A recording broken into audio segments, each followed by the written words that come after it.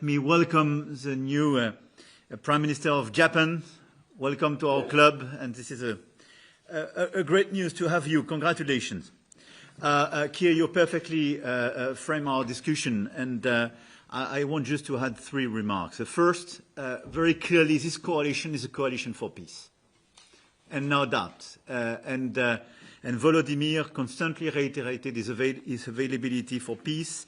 And we built this coalition precisely to achieve a just, robust, and lasting peace, and neither a surrender nor precisely a permanent conflict. And this is where Russia is the opposite, the one to have launched this illegal and unjustified war, until now to have refused any negotiation. Second, it's very important to follow up our effort on support to Ukraine and pressure on Russia.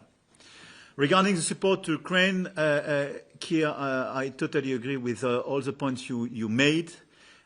We will deliver in the weeks to come on additional efforts on financing. We had a very long discussion at the European Council yesterday. We will make progress in the weeks to come. Probably Ursula and Antonio will revert on that. But I'm confident that we will finalize our discussions. But we all share the same objectives, meaning giving visibility and providing financing for Ukraine. In parallel, we also need to continue to step up our military support to Ukraine, air defense capacities, long-range capabilities, drones and anti-drone system.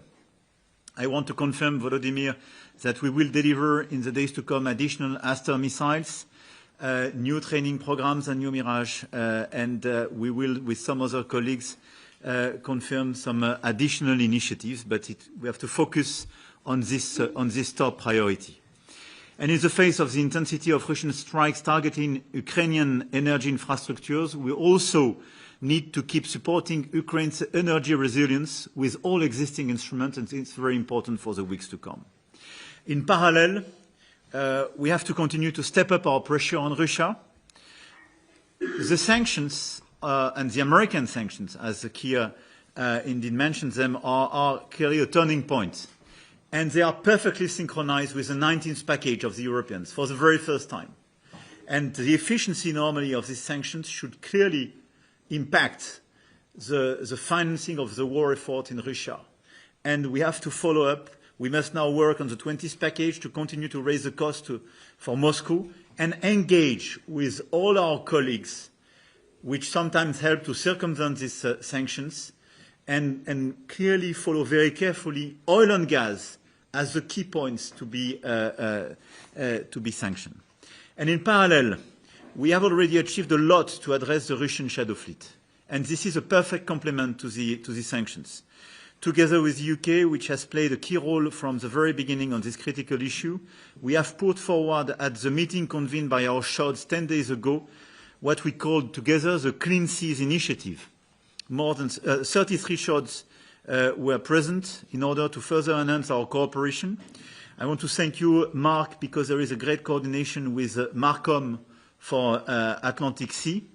And we have a broader initiative because this is northern, western, and southern front where we clearly address the threat of the shadow fleet. And I ask you, colleagues, to appoint one point of contact by nation in order to share intelligence, to share best practice, and to follow very concretely this action which is being delivered, but we are increasing our efficiency.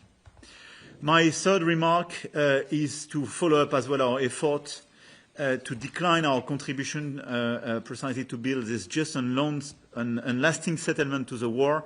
And this is about regeneration and long-term effort for the day after a ceasefire in Ukraine. So together we have defined a strategy to support Ukraine's future security so that it can deter and defend itself against a future attack.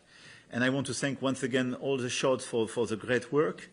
And it's very important to follow up our effort, to follow up the planification, and to continue the work to engage with the US. And I think it's very important as well to have UMAM completely involved for regeneration efforts. We also have plans in place to deploy a multinational force Ukraine once hostilities have ceased. with a view to help secure Ukraine's skies and seas and regenerate Ukraine's armed forces, with the support and input of 25 participating countries. So it's very important to continue this effort, this planification, and all the precisions we want to get from our US colleagues. I don't want to be longer. I totally concur with what Keir said. And once again, thank you very much to all of you. And thank you, Volodymyr, to be today in London after your presence in Brussels.